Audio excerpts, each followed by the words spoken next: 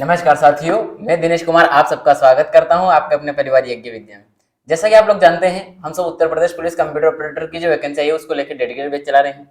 आज हम बात करने जा रहे हैं कंप्यूटर की जो सिलेबस चल रहा है हमारा, उसमें 105वें नंबर का एपिसोड है और इसमें करेंगे हम MS एक्सेल को जानेंगे, बिल्कुल जीरो से जानेंगे। क्योंकि जो शुरुआत में जो पहली बार क्लास कर रहे हो उनको थोड़ा बहुत एक्सेल का नॉलेज नहीं है, कैसे क्या चलाना है, स्टार्टिंग कैसे करना है, वो सारे जानेंगे। लेकिन उसकी जो वर्कशीट वगैरह है इनको प्रॉपर जानेंगे, क्योंकि इनका ही हमारे एग्जाम में क्वेश्चन पूछे जाएंगे। तो प्रॉपरली उनको समझेंगे, बिल्कुल बारीकी से समझते हैं। ठीक है, जो पहली बार क्लास कर रहे हैं उनके लिए एडवाइस है कि वो चैनल सब्सक्राइब कर ले और साथ ही हमारा टेलीग्राम चैनल वगैरह चैनल है उसको ज्वाइन कर लीजिए। ये कहाँ मिलेगी इसका अपडेट, ये क्लास आप पूरी देखिए, लास्ट तक आपको पूरी इन्फॉर्मेशन मिल जाएगी किस तरह से क्या प्रोसेस करके आप हमसे जुड़ सकते हैं। चलिए स्टार्ट करते हैं हमारा कंटेंट ये। लेकिन उससे पहले ये किया है कि जो भी एग्जाम आप तैयारी कर रहे हैं, किसी भी एग्जाम की हो, फॉर ऑल कॉम्पिटिटिव एग्जाम, उसमें के लिए भी क्लास आप कर सकते हैं कंटिन्यू, क्योंकि कंप्यूटर हर एग्जाम में आता है। साइंस एंड टेक वाले पार्ट से तो आ ही जाता है, इवन MPPSC से एग्जाम में तक आता है। तो आप देख सकते हैं इसका क्या वजूद है। चलिए करते हैं स्टार्ट। ये MS एक्सेल के पहले है, ये राइट का चिन्ह जो है और ग्रीन करेगा, इसका मतलब है कि ये क्लासेस हम करवा चुके हैं, इसकी प्लेलिस्ट बनी हुई है, वहां जाकर आप देख सकते हैं। चलिए आते हैं आज का जो हमारा टॉपिक है इसके ऊपर। आज का हमारा टॉपिक कौन सा है, हमारा है एक्सेल। हम इससे पहले वर्ड कर चुके हैं, हमारी यूनिट ये चल रही है। अब आप बोलेंगे सर इसमें इतना टाइम लग रहा है, इस यूनिट में आपने इसको देखिए क्यों निपटाया। तो यहाँ पर देखिए अब क्या लिखा है इसने, माइक्रोसॉफ्ट ऑफिस, उसके अंदर वर्ड दिया है, एक्सेल दिया है, पावर पॉइंट दिया और एक्सेस दिया है। ये चारों पॉइंट हमें करना पड़ेगा ना, तभी तो। उसके बाद हम इसको और अंदर से खोल के क्या करेंगे, 365 और करेंगे।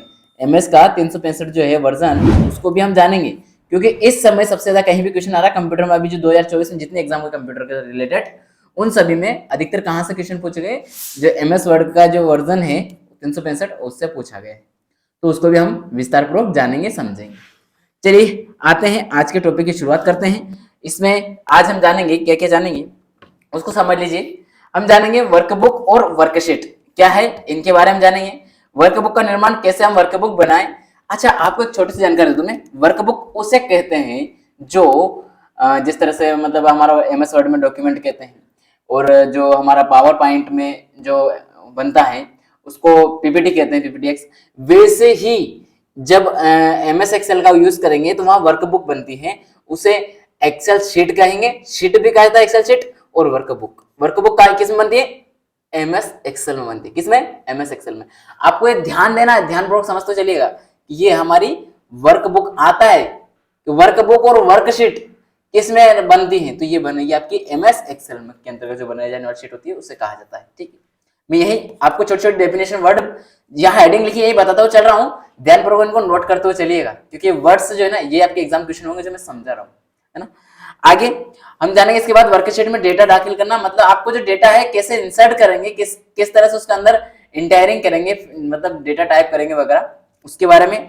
और वर्कशीट में टेक्स्ट डेटा जो टेक्स्ट करेंगे, डेट और अल्फा न्यूमेरिक और वैल्यू आदि जो ये करेंगे आप इंटरिंग, उनके बारे में यहाँ पर बात करेंगे, आज समझेंगे इसके बारे में। ठीक है, तो करते हैं शुरुआत टॉपिक की।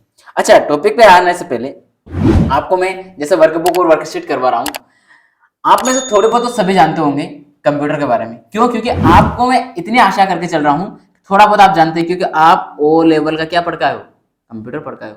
बेसिक चीज आप जानते होंगे कि हम मतलब इसमें एक्सेल में MS पावर पॉइंट में और वर्ड में क्या डिफरेंस है, तीनों किसमें कौन सा कार्य किया जाता है, इनमें तो आप अच्छे से जानते होंगे।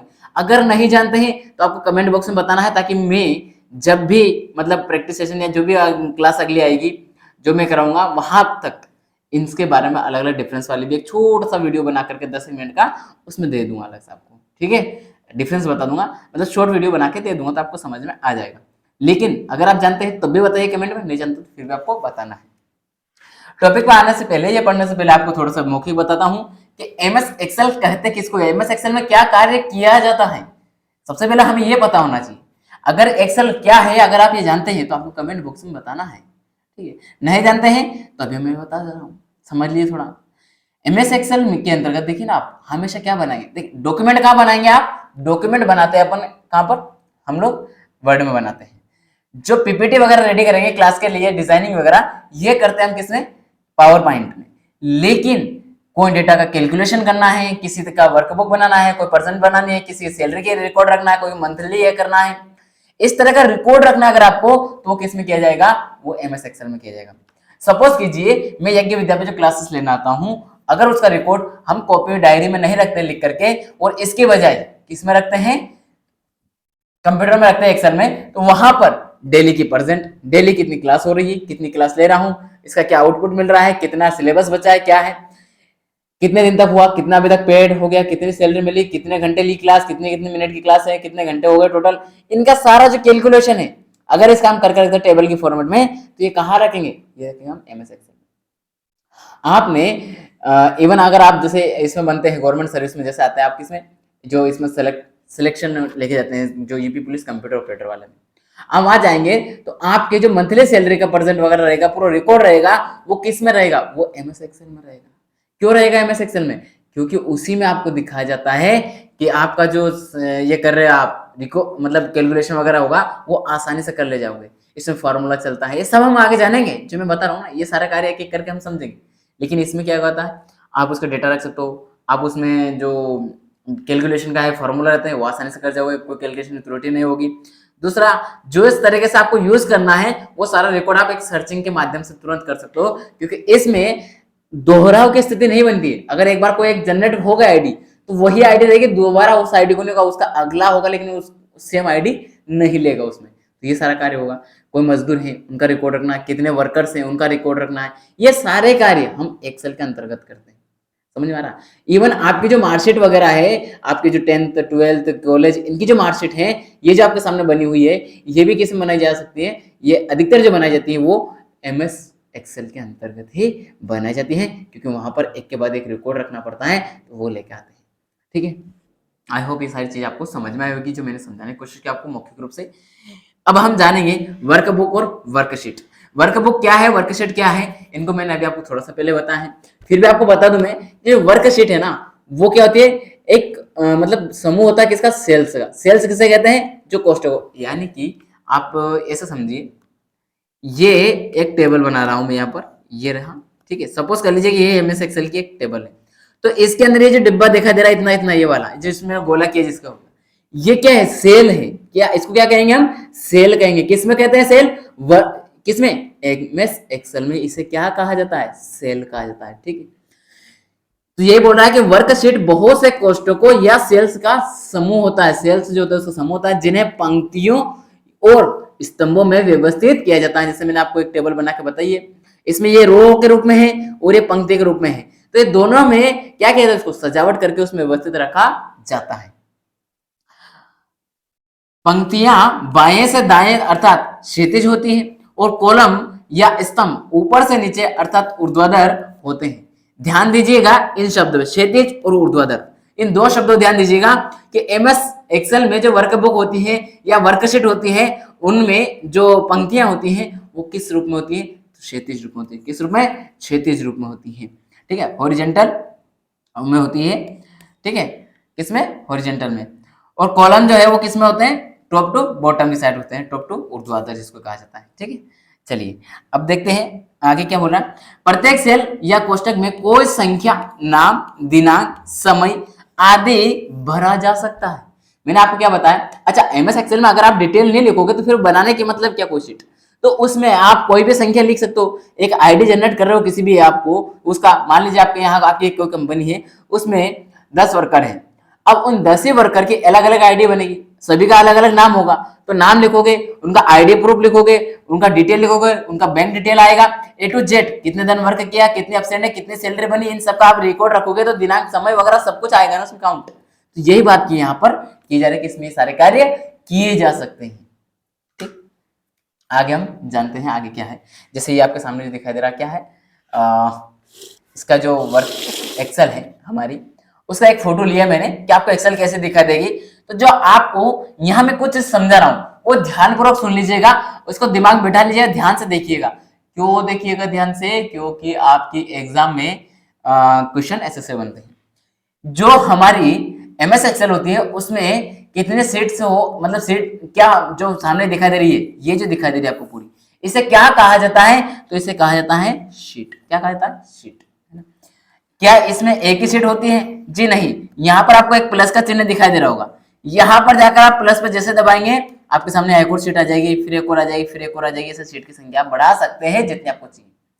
ठीक, अब आगे इनके बारे में और डिटेल में जानते चलेंगे हम एक एक करके, लेकिन कुछ एक एक पॉइंट को अगर समझेंगे ना, एक एक पॉइंट को याद करेंगे तो धीरे धीरे जब हम एमएस एक्सेल पूरी क्लासेस समझ लेंगे, जब प्रैक्टिस सेशन करेंगे वहां हर चीज का आपको आंसर आसानी से लगा पाओगे। ये जो है हमारा क्या है, ये सेल है। कौन सा नंबर का सेल है? पहला नंबर है और A1, जिसको क्या कहा जाता है? A1 कहा जाता है। ये कहाँ लिखा मिल रहा है हमें? ये यहाँ लिखा दिख रहा है, दिख रहा है? ये हमारा यहाँ पर A1 लिखा है। ये A1 किसको प्रेजेंट कर रहा है कि हमारा जो कर्सर है इस टाइम जो टाइपिंग के लिए रखा है वो किस में रखा है? पहले नंबर का वो है, और जो शीट है A1 नंबर की, A1, ये ध्यान दीजिएगा, A1, B1, C1, D1 ऐसे चलेगा। फिर ऐसे A2, B2, C2 ऐसे चलता चलेगा, A3, A4, A5 ऐसे चलता हुआ चलेगा। चलिए पहले हम किसको लेंगे? अल्फा न्यूमेरिकल, और उसके बाद ये ध्यान देगा, इसका नंबरिंग पूछ जाती है ना एग्जाम में, इसलिए बोल रहा हूँ कि इस क्रम में चलता है। यह हमें सारी चीज यहाँ पर जो हमारी वर्कशीट दिखाई देती है वो पूरी रखी हुई है, और ये किसी नेट से लिया हुआ है, ये नहीं कोई फोटो, किसी किताब फोटो नहीं, कुछ नहीं है, ये मेरे अपने जो सिस्टम है ना उसका फोटो है। ठीक है, आपको यहाँ दिखाई दे रहा होगा, नाम लिखा हुआ है ना। चलिए,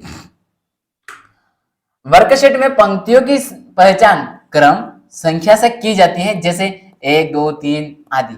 जैसे अभी मैंने बताया ना आपको, हमने अभी बताया आपको 1, 2, 3, 4 ऐसे जो संख्या लिखी है, इससे क्या करेंगे हम? वर्कशीट की पंक्तियों की पहचान करेंगे। तो जो पंक्तियां है ना, ये पंक्तियां हैं, तो पंक्तियां ऐसे होती है, तो ये पंक्तियों को तो प्रेजेंट कर रहा है नंबरिंग। नंबरिंग किसके लिए? पंक्तियों के लिए। और स्तंभ के लिए क्या है? A, B, C, D, E, F ऐसे कंटिन्यू चला जाता है। ठीक है, तो वो बात है। और कॉलम अक्षरों को A, B, C आदि से पहचाना जाता है, ये ध्यान दीजिएगा बस। स्तंभ, कॉलम जो है, स्तंभ है, उनके लिए कौन सी है? उनके लिए ABC है जो अल्फा न्यूमेरिकल है, और पंक्तियां हैं उनके लिए क्या है हमारा? उनके लिए गिनती है। कौन सी है? संख्या क्रम है, 1, 2, 3 है। ठीक है, उदाहरण के लिए D5 का उदाहरण, बाईं ओर से चौथे कॉलम का ऊपर से पांचवा कोष्टक 1 अर्थात वर्कशीट में प्रत्येक पंक्ति के बाएं, ये एग्जांपल है, इसको छोड़ दीजिए, इसको आप ध्यान मत दीजिए। ठीक है, इसको छोड़िए, ये एग्जांपल आपको समझाने के लिए लिया था, लेकिन मैंने यहाँ आपको एक और एग्जांपल अलग से लेके क्या समझा दिया है, आपको A1 का समझा दिया। वैसे एग्जांपल हमने वहां पर कौन सा लिया है? D का लिया, D5 का लिया, तो आपको क्या दिखाई दे रहा कि यहाँ हमारा कर्सर रहेगा। कहाँ रहेगा हमारा कर्सर? यहाँ रहेगा। समझ में आ रहा है? तो ये किसको प्रेजेंट करेगा? D5। जो हमारा ये D5 कहाँ लिखा दिखेगा? ये हम यहाँ चाहे A1 लिखा नहीं, या D5 लिखा जाएगा, फिर इस तरह से दिखाई देगा। दूसरा, ये जो आपको यहाँ सामने दिखाई दे रहा है, ये वाले खाली जगह दिखाई दे रही है टेबल की, ये वाली, इसमें क्या शो होगा आपको? जो आप इसमें लिखोगे, जो भी आप यहाँ टाइप करोगे वो यहाँ प्रेजेंट होता चला जाएगा। ये बात यहाँ बोल रहा हूँ। ठीक है, ये जैसे मैंने आपको यहाँ पर ये A1 का वापस लिखा, यहाँ बताने के लिए इसको ढाल दिया था मैंने आपको। ठीक है, ये A5 के लिए है ना। चलिए आगे देखते हैं वर्कबुक का निर्माण। अभी हमने क्या देखा कि वर्कशीट क्या होती है उसको समझ लिया है, वर्कबुक वर्कशीट क्या होती है उसको समझ लिया। अब हम जान लेते हैं कि वर्कबुक जो है उसका निर्माण कैसे करते हैं, उसको क्रिएट कैसे करते हैं, उसको बनाते कैसे। तो हमें कुछ चरण दिए गए हैं, उन चरणों को फॉलो करना है। उन चरण को फॉलो कैसे करेंगे? सबसे पहले जो यहाँ लिखा है, पहले उसको पढ़ रहा हूं मैं, वो समझा दे रहा हूं, ताकि आपका रिपीटेशन नहीं होगा, आसानी से आप समझ जाएंगे कि वो लैंग्वेज में सरल लिखा है, बिल्कुल इतने सरल वे में लिखी है कि पढ़ते से आपको समझ में आती चली जाएगी। और इवन हर पॉइंट मैंने किससे समझाया? फोटो के माध्यम समझाया, ताकि आपको हर चीज याद होती चलेगी। चलिए, एमएस एक्सेल जो है खिड़की, मतलब एमएस एक्सेल जो खोलेंगे आप, जब सबसे पहले ओपन करेंगे तो उसमें आपको किस मेन्यू में जाना है? फाइल वाले मेन्यू को माउस के बाएं बटन से के द्वारा आप क्लिक करेंगे। यानी कि हमारा माउस का बाएं बटन कौन सा है? मैं फिर बता रहा हूं, माउस ये रहा, इसमें बायां ये वाला है, ये नहीं है बायां, ये है। ये कौन सा है? ये लेफ्ट है आपका, ये लेफ्ट है, ये राइट है। ठीक है, ये इसकी बात कर रहा है। ठीक है, समझ गए? ये कुछ तो गड़बड़ है।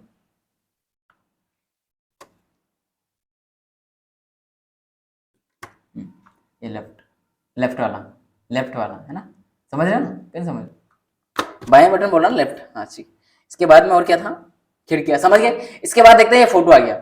यहाँ पर आप क्या जानेंगे कि जैसे आपकी एमएस एक्सेल खुली हुई है, ये पूरे खुली हुई आपको सामने रखी हुई है, जैसे मैंने अभी आपको बताया एमएस एक्सेल ये खुली हुई है, इसमें आपको दिखाई दे रहा है फाइल वाला, इसकी बात कर रहे हैं। तो इसके यहाँ पर मैंने इसको क्रॉप करके दे रखा है कि ये फाइल वाला जो ऑप्शन है, इस पर जाकर आप क्या करेंगे? क्लिक करेंगे, इसको ओपन करेंगे। जब आप क्लिक करते हैं माउस से, तो आप इसी बटन से क्लिक करके खोलते हो ना, वही जिससे आप खोलते हो। राइट क्लिक से क्या होता है, जो हमारा स्पेशल मेन्यू खुलती है इससे, क्या स्पेशल मेन्यू। लेकिन राइट क्लिक, ये लेफ्ट क्लिक से क्या होता है, सारे कार्य जो भी हम ओपन करना चाहते हैं वो सारे कार्य इससे होता है ना। तो हमने क्या किया, लेफ्ट क्लिक किया, सबसे पहले लेफ्ट क्लिक कर लेंगे हम, है ना। चलिए सॉरी, हाँ इसके ऊपर फाइल वाले मेन्यू को खोलेंगे हम। जैसे इसको खोलते हैं तो आपके सामने एक स्लाइड शो होगी, वो मैं आपको पहले समझाता हूँ फिर थ्योरी पढ़ दूंगा। तो ये है आपके सामने इस तरह को स्लाइड शो होगी। ये जैसे होगी तो ये एरो क्या होता है, पीछे ले जाने के लिए होता है। हमें यहाँ पर क्या दिखा दे रहा है, होम टैब पे जाना। किस पे, होम टैब पे जाना। न्यू है, ओपन है, ये सारे हैं, इन्फो है, सेव है, सेवस है, ये सारे अलग अलग फंक्शन है। ये पूरी एक ड्रॉप डाउन खुलेगी आपको। लेकिन हमें किस पे जाना, होम डाउन, होम टैब पे जाना है। होम टैब पे जाएंगे तो आपके सामने क्या, ब्लैंक वर्कबुक लिखा है, देखा। यहां से देख सकते हैं, न्यू में जाएंगे तो न्यू में से भी आपको मिलता हुआ चलेगा। सबसे पहले हम क्या करेंगे, हालांकि यहाँ पर जो हम बात करेंगे किस पे जाएंगे, देखिए होम पे जाएंगे तो वहां पर भी आप जैसे जा रहे हैं तो होम पे भी आपको कौन सा, ये वाला फंक्शन खुला हुआ दिख रहा है। लेकिन ध्यान देने वाली ये बात है, हमें नई वर्कशीट बनाना है। क्या करना है, नई वर्कबुक या वर्कशीट बनाना है। तो उसके लिए किस पे जाएंगे आप, न्यू, नया है ना, तो नए के लिए न्यू पे जाएंगे। जैसे न्यू वाला पोर्शन खोलेंगे तो आपके सामने वर्कबुक बन करके तैयार होकर आ जाएगी, खुल जाएगी। उसके बाद क्या करेंगे, जैसे आप इसमें जो ब्लैंक वर्कबुक लिखा है इस पे क्लिक करेंगे तो आपके सामने खुल करके, जब आप इसको क्लिक करेंगे तो खुल करके कुछ इस तरह से आपके सामने प्रेजेंट हो जाएगी। कैसे, ये जो आपके सामने दिखाई दे रही है। इसमें क्या है, ये वर्कशीट बन के तैयार है। अब आप इसमें जो भी अपना डेटा डालना चाहते हैं वो डाल सकते हैं।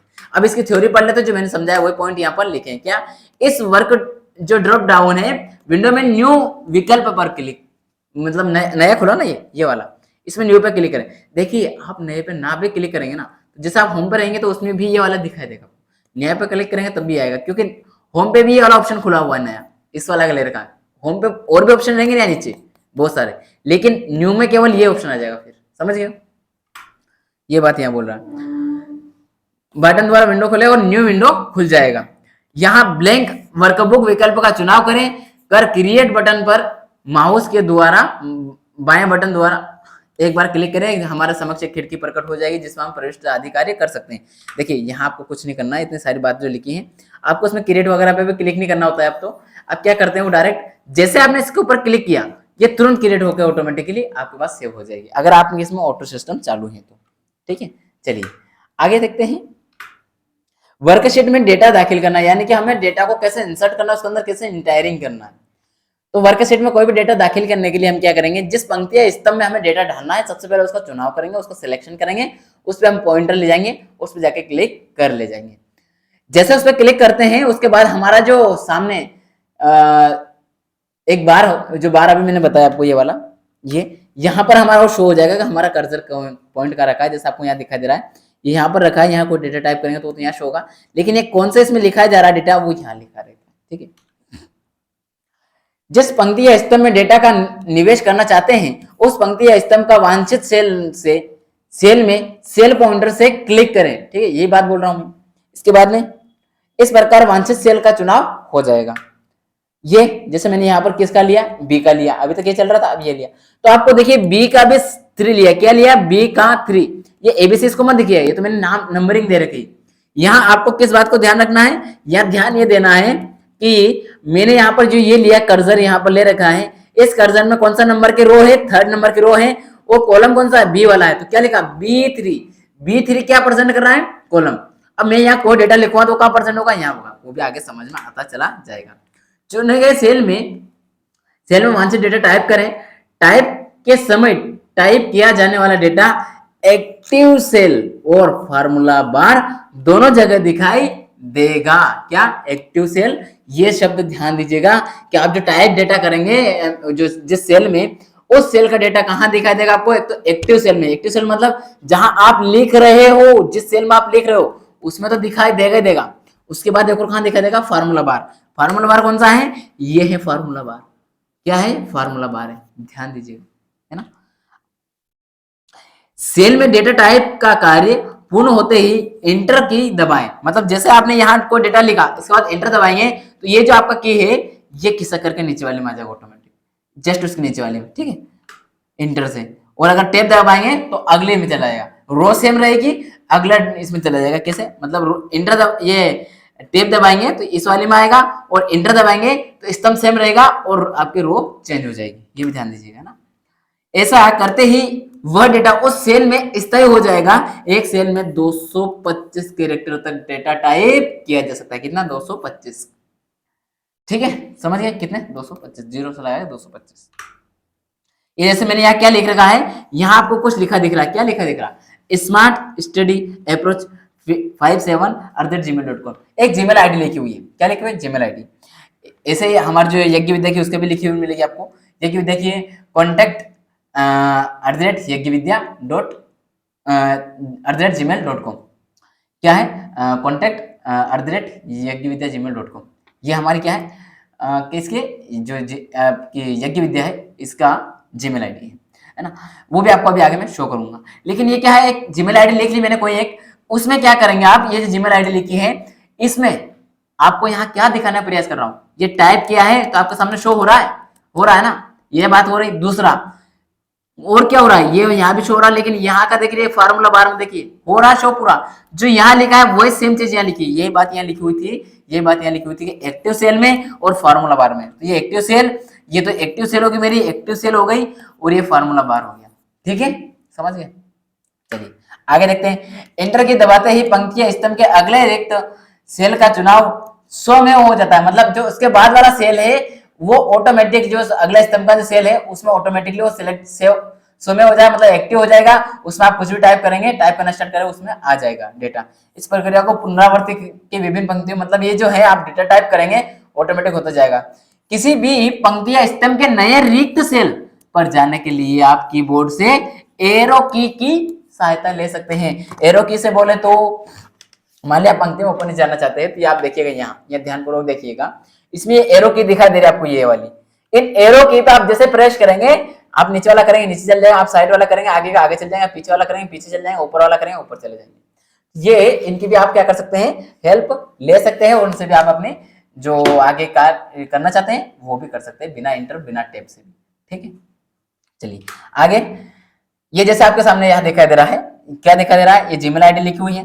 अब आप बोला सर ये ब्लैंक है, आपने इतना डेटा लिख रखा है, तो देखिए ना आप एक्टिव किस में है, ये है 6 नंबर की रो में है, और 5 मतलब B6 में जो हमने क्या कर रखा है, हमारा एक्टिव सेल ये है, और इसमें कोई डेटा नहीं लिखा है, तो यहाँ कोई प्रेजेंट नहीं हो रहा है।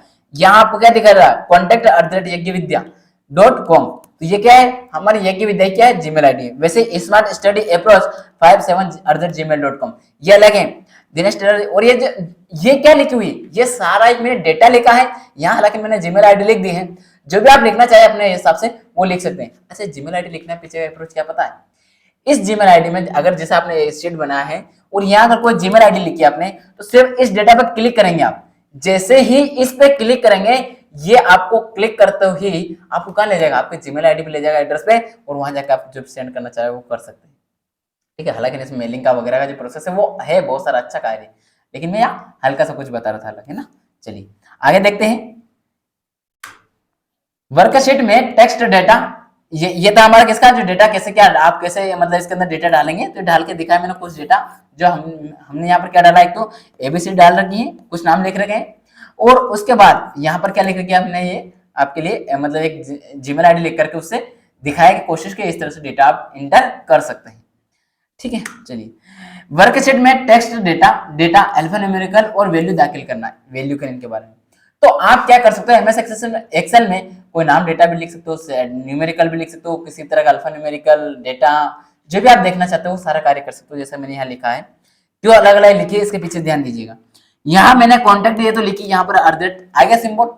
इसके बाद में स्मार्ट स्टडी, अब इसमें ध्यान दीजिएगा, इसमें एस कैपिटल है, फिर एस कैपिटल, स्मार्ट का एस कैपिटल, स्टडी का एस, और अप्रोच का ए कैपिटल, इस तरह से लिखा है। वैसे देखिए यहाँ जो लिखा है contact@यज्ञविद्या, तो यहाँ पर क्या लिखा है कॉन्टेक्ट, तो सी, ये सारा क्या लिखा है स्मॉल। जिस तरह से हमारी ये आईडी है उसमें कैपिटल स्मॉल जो देना चाहते हैं वो भी दे सकते हैं, साथ में हमें कोई सिंबल प्रयोग करना वो भी लिख सकते हैं, कोई नंबर पुट करना है नंबरिंग पुट कर सकते हैं। ये सारे कार्य इसके अंतर्गत किए जा सकते हैं इसके सेल में एक साथ। तो वही बात हम यहाँ आगे समझेंगे।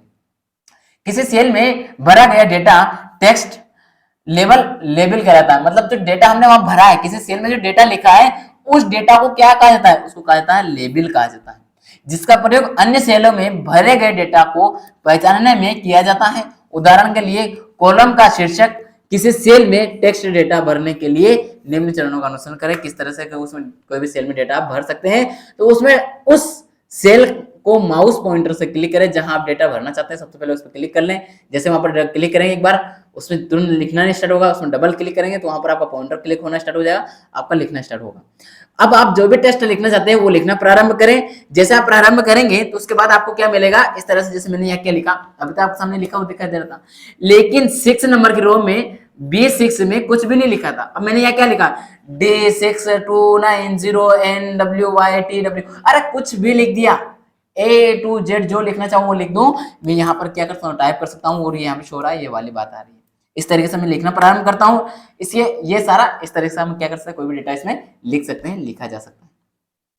किसी सेल में डेटा भरने के पूर्व उसे डेटा के लिए फॉर्मेट करना होता है, मतलब उसमें लिखने से पहले उसमें हमें फॉर्मेट करना होता है डेटा के रूप में। इस कार्य को निम्न चरणों का अनुसरण करें। वर्कशीट में उस सेल का चुनाव करें जिसे डेटा के लिए फॉर्मेट करना चाहते हैं। ये डेट नहीं, यहाँ पर क्या आएगा आपका, डेटा आएगा। क्या आएगा, डेटा, है ना, ध्यान दीजिएगा, डेटा। इंग्लिश में भी गलत गलत लिखा होगा, डेटा, ठीक है, टी आएगा, है ना, डेटा। मेन्यू बार में फॉर्मेट बटन को माउस से क्लिक करें, एक ड्रॉप डाउन लिस्ट खुल जाएगी। किसमें, सबसे पहले हम चुनाव कर लेंगे, उसके बाद मेन्यू बार में हम क्या करेंगे, जो फॉर्मेट बटन है उस पे को माउस से क्लिक करें, उस पर सिलेक्ट करें तो उसमें एक क्या खुलेगी, एक ड्रॉप डाउन लिस्ट खुलेगी, कुछ इस तरह की लिस्ट खुलेगी। जैसे आपने यहाँ किया, यहाँ पर आपने सबसे पहले तो राइट क्लिक करेंगे, राइट क्लिक किया। राइट क्लिक करने पर आपके सामने जैसे आप राइट क्लिक करोगे और ये लिस्ट खुल के तैयार होगी। इसमें आपको किसको सेल करना है, फॉर्मेट सेल को आपको जाकर के सिलेक्ट करना है।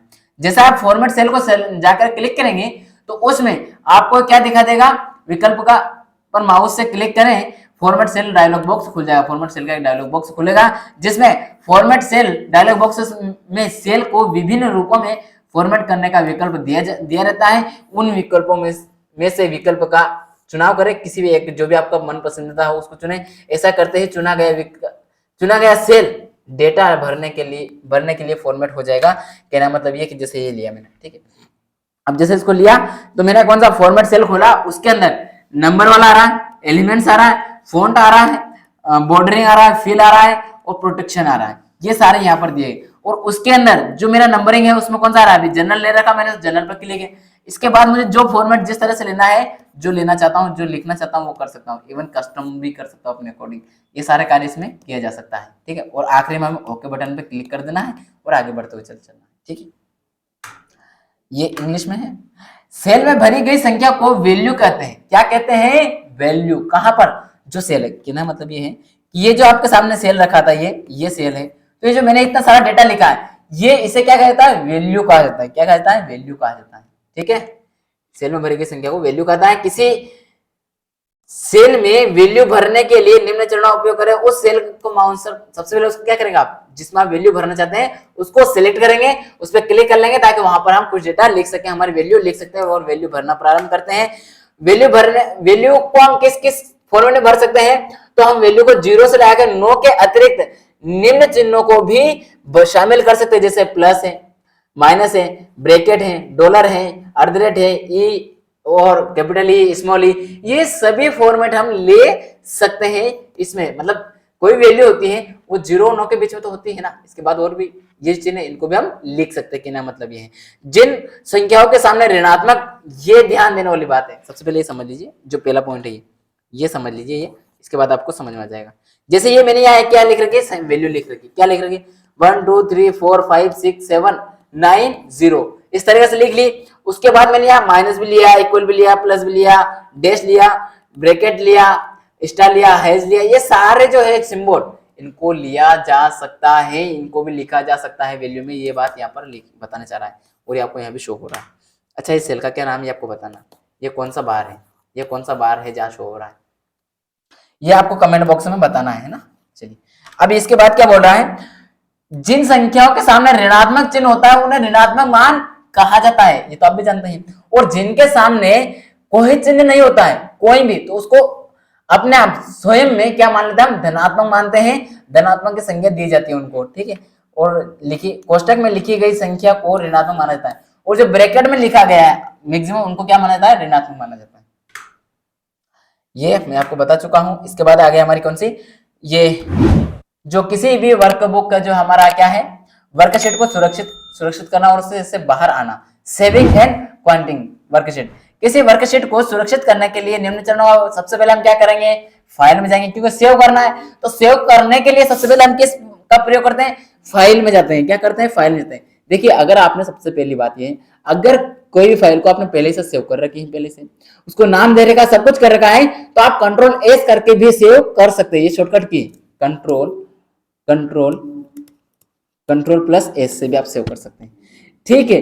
लेकिन अगर आप पहली बार सेव कर रहे हैं तो क्या करेंगे, आप सबसे पहले उसको सेव करना पड़ेगा। आप कंट्रोल एस से भी करेंगे तो चले जाएगा आप सेव करने, लेकिन हम आपको यहाँ क्या बताने जा रहे हैं, क्या प्रोसेस है उसको। शॉर्टकट की तो मैं शॉर्टकट में कराऊंगा, वहां हर चीज आएगी, लेकिन इसकी मेन जो कॉन्सेप्ट है वो क्या क्या है आज हम वो जान रहे हैं। तो उसको सेव कैसे करोगे आप फाइल को, सबसे पहले सॉरी आपकी जो शीट है उसको, तो उसको शीट को आप सेव करने के लिए सबसे पहले फाइल बार जो है, फाइल में मेन्यू जो है, फाइल मेन्यू, उसमें जाकर के उसको ओपन करोगे। उसको ओपन करते हो उसमें ड्रॉप डाउन लिस्ट खुलेगी कुछ इस तरीके से। क्लिक करने के बाद कुछ इस तरह की आपके सामने एक लिस्ट खुलेगी। ये जो लिस्ट खुली दिखाई दे रही है ऐसे, इसको खोलने के बाद आपको क्या करना है, इसमें एक ड्रॉप डाउन लिस्ट खुलेगी जिसमें सेव विकल्प का चुनाव करें या सेव एज का, दोनों में से जो भी आप करना चाहते हैं। डायलॉग बॉक्स खुल जाएगा। इस डायलॉग बॉक्स में फाइल नेम के बॉक्स में वर्कबुक का नाम टाइप कर सेव बटन को क्लिक करें। ऐसा करते हैं आप वर्कशीट सुरक्षित हो जाएगी, सेव हो जाएगी। कहना मतलब ये कि आप यहाँ से देखिए, ये आपका वन ड्राइव में सेव होगा। ये आपका पीसी वाला पोर्शन है और ये आपको ब्राउजर वाला, जो भी आपको सेव करना है वहां आप सेव कर सकते हैं। जैसा आप ये सेव करेंगे, यहाँ क्लिक करेंगे तो आपके सामने यहाँ फिर आगे एक मेन्यू ओपन होगा जहां आपको जाकर के सेव करना है। ये फोल्डर रखे हुए जो मैंने कुछ बना रखे हैं तो उनका यहाँ पर नाम आता है, इस तरह के बोल रहा है। तो यहाँ पर आपको सामने क्या दिखा दे रहा है, मैंने सेव वाला ओपन कर रखा है और सेव बस, दोनों ऑप्शन यहाँ पर एक साथ चल रहा होंगे आपको। ये रहा आपका सेव का। तो जैसे आप सेव कब करेंगे, सबसे पहले यहाँ पर फाइल का नाम दर्ज करेंगे। जो भी आप शीट, जो आपके शीट है उसका नाम क्या करेंगे, सबसे पहले नाम ऐड करेंगे। नाम क्या है, यहाँ पर नाम लिख दिया गया है बुक 1, तो इसका पहला नाम है। ये किस में सेव हो रही है, एक्सेल वर्कबुक में। किसमें, एक्सेल वर्कबुक में। अदर यहाँ पर हम क्लिक करके और जो भी ऑप्शन हम लेना चाहते हैं वो भी ले सकते हैं। ये जैसे हम ये दोनों वर्क करते हैं और फोल्डर चॉइस कर लेते हैं कहाँ से हो रही है, मेरा बेस पीसी में कर रहा हूँ और ये जाकर के सेव हो जाएगी। मैं सेव पर क्लिक करूंगा, सेव होकर तैयार हो जाएगी। ये क्या लिखा हुआ आपके सामने, ये यहाँ पर ये वाला पोर्शन दिखाया गया है। ये जो है ना, ये वाला दिखाया गया है कि जो एक्सेल वर्कबुक है इसमें क्या क्या कर सकते हो, किस किस रूप में आप सेव कर सकते हो, वो सारे यहाँ दिखाया गया है। जो आपको XML डेटा में लाना होता है, वर्क टेम्पलेट में एक्सेल टेम्पलेट में लेकर आना होता है, XML जो स्प्रेडशीट में लेकर आना होता है। ये बहुत सारे अलग अलग पोर्शन होते हैं। इसमें हमारा जो डेटा जाता है अधिकतर हम किस में करते हैं, एक्सेल वर्कबुक में करते हैं। लेकिन इसके बाद आप PDF करना चाहते हैं वो कर सकते हैं, XPS डॉक्यूमेंट फॉर्मेट आती है उसमें करना चाहते हैं। जो भी आपको जिस रूप में सेव करना है वो सिलेक्ट करके यहाँ से आप सेव कर सकते हैं। ठीक, आगे वर्कशीट से बाहर आने के लिए, मतलब हम जो अभी तक हमने क्या क्या सेव किया, अब सेव होने के बाद हम क्या करेंगे, वापस से हमारी वर्कशीट को बंद करेंगे और हम हमारे डेस्कटॉप पर आएंगे, अदर कार्य करेंगे। तो कैसे करेंगे, फाइल मेन्यू में जाएंगे, जाने पर जो माउस से क्लिक करके वो ड्रॉप डाउन लिस्ट खुलेगी। वही बात है, ये फाइल वाला है, इस पर जाकर के आपको ड्रॉप डाउन लिस्ट खुल जाएगी। ड्रॉप डाउन लिस्ट जैसे खुलती है ये, इसके बाद आपका होम वाला जाएंगे। तो ये क्या करेंगे, इस ड्रॉप डाउन लिस्ट में क्लोज विकल्प को चुनकर उसे क्लिक करें और ऐसा करते ही आपकी वर्कशीट बंद हो जाएगी और हम वर्कशीट से बाहर आ जाएंगे। क्या मतलब, सबसे पहला तो ये विकल्प खुला। जैसे ये खुला, इसके बाद आपके सामने क्या दिखाई दे रहा है, देखिए होम है, इसके बाद न्यू टैब है, ओपन है, इन्फो है, सेव है, सेवस है। अच्छा, इन्फो से क्या होगा, पासवर्ड वगैरह जो भी डालना चाहते हैं यहाँ से कर सकते हैं आप। ठीक है, ये सेवस हो गया। प्रिंट में आप प्रिंट करना चाहते हो डॉक्यूमेंट की तो प्रिंट आ गया। शेयर करना चाहते हैं, एक्सपोर्ट करना चाहते हैं, पब्लिश करना चाहते हैं। इसके बाद देखिए ये मेनली आपके लिए काम का, यहाँ पर किसका है आपका, अभी हम बात किसकी कर रहे हैं, क्लोज की। हम कैसे बंद करेंगे, क्लोज करने के लिए सबसे पहले क्लोज पर जैसे क्लिक करेंगे उसके बाद आपके सामने कुछ इस तरह का बार दिखाई देगा, इस तरह का कोई फॉर्मेट खुली हुई दिखाई देगी जिसमें आपके सामने लिखा देगा कि आप इसको सेव करना चाहते हैं, जी हाँ ना, जो भी आपको वो करना होता है। इसके बाद जैसे आप उसको सेव करना चाहते हैं, सेव पर क्लिक करें, सेव हो जाएगी। अगर आपने पहले से सेव कर रखी है, अगर आपने पहले सेव कर रखी है तो आपको ये ऑप्शन नहीं देगा, तुरंत एग्जिट कर देगा, बाहर कर देगा। और नहीं है तो इसको जैसे आप सेव क्लिक करेंगे और आपको सेव करते से बाहर कर देगा। यहाँ पर काम की बात एक बताने जा रहा हूं, ध्यान पूर्वक नजरें जमा करके देखिएगा। क्या ये क्या लिखा है, ये क्या है, ये लिखा है सॉरी ऐसा नहीं लिखा है, एक्स डॉट है पहले, dot x L S x, क्या है एक्स एल एस एक्स, ये जो लिखी है फाइल एक्सटेंशन का नाम, फाइल एक्सटेंशन। कौन सी फाइल? जो हमारी एक्सेल की फाइल होता है उसका एक्सटेंशन कौन सा होता है, उसका नाम क्या होता है? X L S H sorry x L S x, ये इसका क्या होता है? एक्सटेंशन होती है। ध्यान दीजिएगा, वर्ड का आपको बताना है, वर्ड का क्या है आपको कमेंट बॉक्स में बताना है। वर्ड की फाइल का एक्सटेंशन नाम क्या है और पावर पॉइंट का क्या है, ये दोनों आपको मैं पहले आई थिंक बता चुका हूँ। पावर पॉइंट का शायद नहीं बताऊंगा, आई थिंक बता चुका हूँ पहले थोड़ा बहुत, लेकिन फिर भी अगर नहीं याद है तो बता दूंगा आगे। लेकिन अगर याद हो आपको दोनों आपको कमेंट बॉक्स में बताना है, नहीं याद हो तो ये तो मैं आपको आने वाले 1-2 क्लास बाद बता ही दूंगा। लेकिन आपको ये बताना है क्योंकि मैं बता चुका हूँ वर्ड वाला, तो आपको कमेंट बॉक्स में बताना कि वर्ड जो है उसकी फाइल जो है उसके एक्सटेंशन का नाम क्या है। ठीक है, चलिए आगे देखते हैं। अच्छा, आज की क्लास को हम यही विराम देंगे, इसके बाद जो बचा कंटेंट हम अगली क्लास में करेंगे। आई होप आपको सारी चीज समझ में आई होगी। जो भी ये हमारे यूट्यूब चैनल से पहली बार जुड़े हैं वो जाकर के सबसे पहले प्लेलिस्ट बनी हुई है, वहां जाकर के सारी क्लासें करें और अपनी जो तैयारी उसको बूस्ट करें और जल्द से अपना सिलेक्शन में सुनिश्चित करने के लिए दावेदारी पेश करें। आपको पीडीएफ संबंधी कोई समस्या तो आप पीडीएफ कहां से प्राप्त कर सकते हैं? जो हमारा टेलीग्राम चैनल है उसको ज्वाइन कर लीजिए, वहां से प्राप्त कर सकते हैं। साथ ही हमारी जो वेबसाइट है www.yaggividya.com, यहाँ से प्राप्त कर सकते हैं और टेलीग्राम चैनल आप ज्वाइन करेंगे तो यहाँ भी आपको पल पल की अपडेट मिलती रहेगी। आपको 2-3 क्वेश्चन दिए हैं जो मौखिक रूप से दिए हैं, वो कमेंट बॉक्स में बताना अवश्य है, मैं चेक करता हूँ कंटिन्यू आपका जो फीडबैक आता वो, और कैसा लगा कंटेंट, किस तरीके से पढ़ा रहा हूँ, आपको लग रहा है कि हाँ आपके एग्जाम का अकॉर्डिंग है और व्यवस्थित है, बिल्कुल जीरो से है, तो कम से कम थैंक यू बोलिएगा। और इवन इन सबकी प्रैक्टिस भी मैं आपको करवाऊंगा पूरा। और आपकी जो टाइपिंग रिकॉर्डिंग जो समस्या है, मतलब मान लीजिए टाइपिंग होती है लास्ट में, तो वो टाइपिंग कैसे क्या करते हैं, कहाँ से, वो सारा मैं आपको लास्ट जो क्लास होगी ना, एक इसी के ऊपर क्लास लूंगा। जो आपके फीडबैक है सारी, जबकि क्वेश्चन है सारे, आप हमारे जो व्हाट्सएप नंबर है शुरुआत में दिखाए जाते हैं, वहां पर आप भेज दीजिए सर को, ताकि उन सारे क्वेश्चन को मेरे पास आ जाएंगे हमारी टीम के पास से, और मैं उनके ऊपर क्या करूंगा, लास्ट में एक क्लास लूंगा ताकि आपका सारा डाउट क्लियर हो जाए, सब कुछ उनके ऊपर एक साथ दे दिया जाएगा। ठीक है, तो आप ये तैयार रहिएगा, अपने सारे क्वेश्चन भेज करके तैयार रखिएगा, मैं उनका जवाब देने के लिए भी तैयार हूँ, क्योंकि बहुत ज्यादा आपकी सारी क्लासेस अब एंडिंग की ओर है, क्योंकि एक्सेल हो जाएगा 1-2 दिन में, उसके बाद पावर पॉइंट और कुछ ही पॉइंट बचे वो, इसके बाद हमारा स्टेक वाला बचे 1 यूनिट, तो मुश्किल 2 से 3 क्लास उसका बचेगा, देन वो फिनिश। इसके बाद हमारा प्रीवियस सेशन चलेगा ना, उससे पहले और ये क्लास, इनके बीच में आपको एडवाइस जो है, आपके जो एडवाइस फीडबैक है वो देना। कुछ टॉपिक छूट गए हो कहीं भी, अगर जल्दबाजी में ऐसा होता है कोई टॉपिक स्किप हो जाता है माइंड से, हालांकि नहीं किया, लेकिन फिर भी अगर हो गया हो तो आप बताइएगा, मैं उसके ऊपर भी लास्ट में वो क्लास लेकर के समझा दूंगा। ठीक है, तो चलिए मिलेंगे अगली क्लास में, आज के लिए इतना ही। जय हिंद, जय भारत।